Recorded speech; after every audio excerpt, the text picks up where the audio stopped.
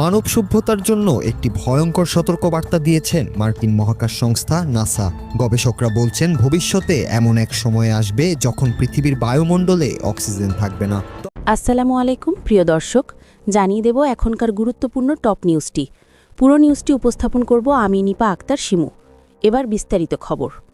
মার্কিন মহাকাশ সংস্থা নাসা এবং জাপানের তোহোকো ইউনিভার্সিটির গবেষকেরা পৃথিবীর ভবিষ্যৎ নিয়ে এক ভয়াবহ সতর্কবার্তা দিয়েছেন। তাদের গবেষণায় বলা হয়েছে প্রায় 100 কোটি বছর পর পৃথিবীর বায়ুমণ্ডল থেকে অক্সিজেন চিরতরে বিলীন হয়ে যাবে। এর ফলে প্রাণীকুল এবং উদ্ভিদরাজি ধ্বংস হবে। পৃথিবী রূপ নেবে এক শুষ্ক অমৃত গ্রহে। গবেষকেরা জানিয়েছেন সূর্যের ক্রমবর্ধমান উত্তাপই হবে এই মহাবিপর্যয়ের প্রধান কারণ। তীব্র তাপের কারণে পৃথিবীর বায়ুমণ্ডলে থাকা কার্বন ডাই অক্সাইড অণুগুলো ভেঙে যাবে।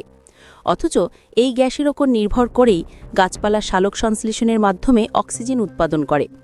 কার্বন ডাই অক্সাইড ধ্বংস হলে গাছ মারা যাবে, অক্সিজেন উৎপাদন বন্ধ হবে এবং ধীরে ধীরে পৃথিবী থেকে প্রাণ হারিয়ে যাবে।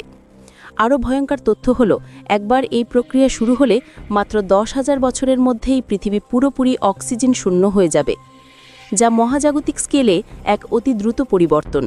সে সময় অক্সিজেনের মাত্রা আজকের তুলনায় প্রায় 10 লক্ষ গুণ কম থাকবে।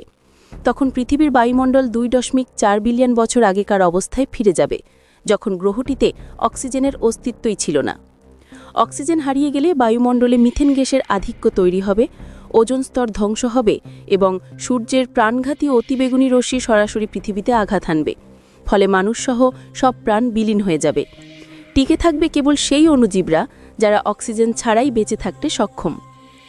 গবেষকেরা বলছেন পৃথিবীর বাসযোগ্য সময়কাল আসলে খুবই সীমিত। আমাদের গ্রহের ইতিহাসে অক্সিজেন সমৃদ্ধ পরিবেশ মোট আয়ুর মাত্র 1/3 সময় স্থায়ী হবে।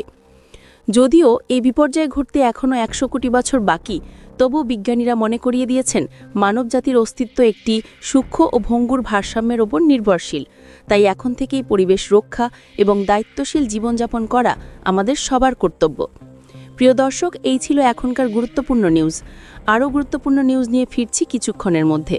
নিউজগুলো সবার আগে দেখার জন্য এই চ্যানেলটি সাবস্ক্রাইব করতে ভুলবেন না। ধন্যবাদ।